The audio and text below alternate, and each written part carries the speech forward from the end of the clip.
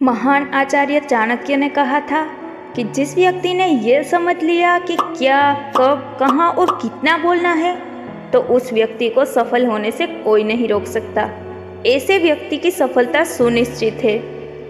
जिस तरह कमान से निकला हुआ तीर लौटकर कभी वापस नहीं आता, ठीक उसी तरह से मुंह से निकले हुए शब्द कभी वापस नहीं आते। शब्द और भाषा हथियार है और कमजोरी भी।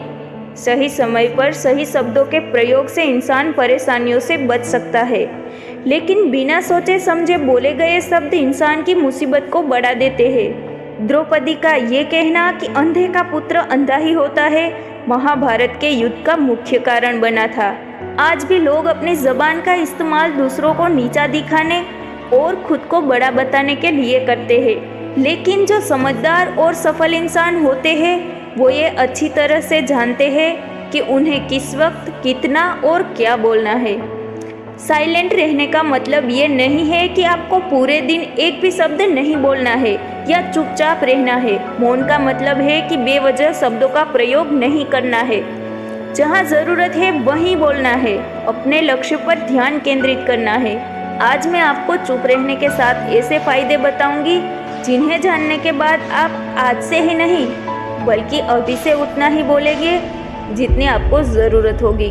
पहला फायदा है, मौन लोगों का ध्यान खींचती है। महान आचार्य चाणक्य अपनी चाणक्य नीति में बताते हैं कि उन्होंने अपने हजारों शत्रुओं को अपनी खामोशी से परास्त किया था। वो खामोश रहकर अपने शत्रुओं को विचार में उलझाए रखते थे और सही समय आने पर वो अपने दुश्मनों को ईंट का जवाब पत्थर से देते थे। साइलेंट यानी चुप्पी किस तरह लोगों के अटेंशन को ग्रैब करती है, ये बात आप इस उदाहरण से समझ सकते हो कि जब क्लासरूम में टीचर किसी विषय पर बात करते हैं तो स्टूडेंट्स उनके बात को बिल्कुल ध्यान से सुनते हैं, लेकिन जब अचानक टीचर या स्पीकर बोलना बंद कर देते हैं तो सभी लोग आश्चर्य में पड़ जाते हैं। अरे क्या हो गया भाई, कम्युनिकेशन बंद क्यों हो गई? मैं जब स्कूल में थी तब अक्सर ऐसा होता था और आपके साथ भी ऐसा ही होता होगा। ठीक यही फॉर्मूला हमारे दैनिक जीवन में भी लागू होता है। जब आप अपने काम से काम रखते हो, दूसरों के मामले में दखल नहीं देते हो, ज़रूरत हो तभी बोलते हो, तो लोगों का ध्यान आपके ऊपर जाता है। और अगर आप कम बोलते हो, ज़रूरत हो तभी बोलते हो, तो लोग आपकी बात को ज़्यादा महत्व देंगे। लोग आपकी बात को उन लोगों की तुलना में ज़्यादा प्रेफरेंस देंगे, ज़्यादा याद रखेंगे जो लोग बिना ज़रूरत के बकबक करते रहते हैं। दूसरा फायदा है, मौन बातचीत में मदद करता है।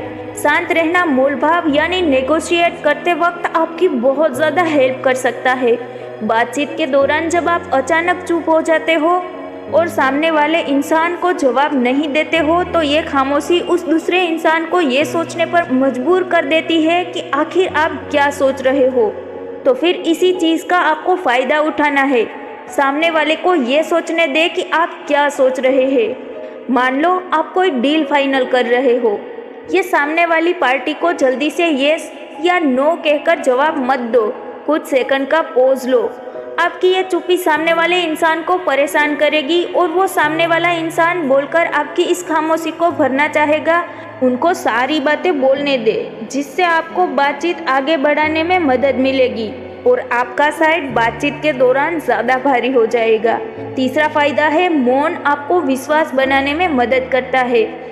अगर आप एक मजबूत रिलेशनशिप बिल्ड करना चाहते हो तो उससे पहले आपको ट्रस्ट यानी विश्वास बिल्ड करना होगा, और विश्वास तभी बिल्ड होगा जब आप सामने वाले इंसान की बात को ध्यान से सुनेंगे, यानी कि बातचीत के दौरान बोलोगे कम और सुनोगे ज़्यादा।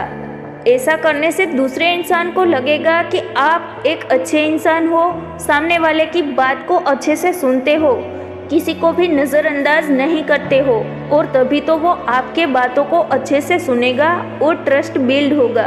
अगला फायदा है, उत्तर प्राप्त करें। आपने ऐसे कई सारे लोगों को देखा होगा जो कोई प्रश्न पूछने के बाद रुकते ही नहीं है, अपनी बकबक चालू रखते हैं या फिर दूसरे को बोलने का मौका ही नहीं देते। अगर आप भी ऐसा करते हैं तो आपको दूसरे इंसान की साइड को जानने का मौका नहीं मिलेगा। लोग आपके प्रश्न का जवाब ही नहीं देंगे।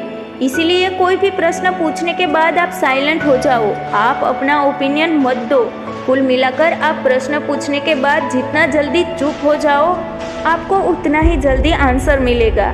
स्वामी विवेकानंद जी, जो अपनी बुद्धिमत्ता के कारण पूरी दुनिया में जाने जाते हैं, उनमें भी ये क्वालिटी देखने को मिलती है।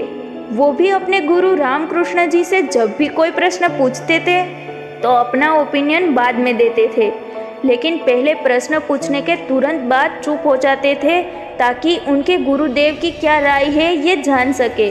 पांचवा फायदा है नम्र शक्ति। साइलेंट एक शॉर्ट पावर है। शॉर्ट पावर का मतलब है एक ऐसी पावर जिसकी मदद से आप सामने वाले से बिना लड़े जीत सकते हैं। इसका सबसे बेहतरीन उदाहरण है महात्मा गांधी जी, जो कि सत्य और अहिंसा के मार्ग पर चले थे और बिना लड़े उन्होंने अंग्रेज़ों को धूल चटाई थी। महात्मा गांधी जी जानते थे कि अगर हमने अंग्रेज़ों से लड़ाई की तो हम उनसे कभी नहीं जीत पाएंगे। उन्होंने शॉर्ट पावर का इस्तेमाल किया और अंग्रेज़ों को हराया। कई बार लड़ने से और झगड़ने से प्रॉब्लम सोल्व नहीं होती, चुप रहने से और शांत हो जाने से प्रॉब्लम सोल्व हो जाती है। अगला फ़ायदा है विचारशील मौन। द क्वाइट बुक के ऑथर अपनी बुक में बताते हैं कि थॉटफुल साइलेंट कई सारी मुसीबतों से बचा सकती है। एक लड़का लैपटॉप खरीदने जा रहा था, तभी उसको रास्ते में वर्षों पुराने एक दोस्त मिलता है, जो उसको बोलता है कि तुम जहां लैपटॉप खरीदने जा रहे हो उसी के पास में एक घर है, वहां ये सामान डिलीवर कर देना। वो अपने दोस्त को ना नहीं बोलता है और उसका सामान ले लेता है, लेकिन जहां सामान डिलीवर करना था वो घर उस दुकान से काफ़ी दूर था। उसका बहुत सारा समय बर्बाद हुआ उस आइटम को डिलीवर करने में। बाद में जब वो दुकान पर पहुंचा तो वो दुकान भी बंद हो चुकी थी। उसे अपने दोस्त के ऊपर बहुत ज़्यादा गुस्सा आया। इसलिए हमें हमेशा हाँ नहीं कहना चाहिए, ना कहने और साइलेंट के पावर को समझना चाहिए। इसके ऊपर मैंने एक प्रीवियस वीडियो भी बनाई हुई है, आप चाहे तो इसको देख सकते हैं। तो दोस्तों, इन सब बातों से आप ये समझ चुके होंगे कि साइलेंट में बहुत ज़्यादा पावर है।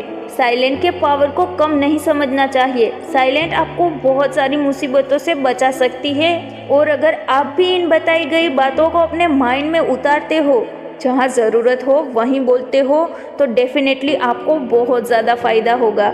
जय हिंद, जय भारत।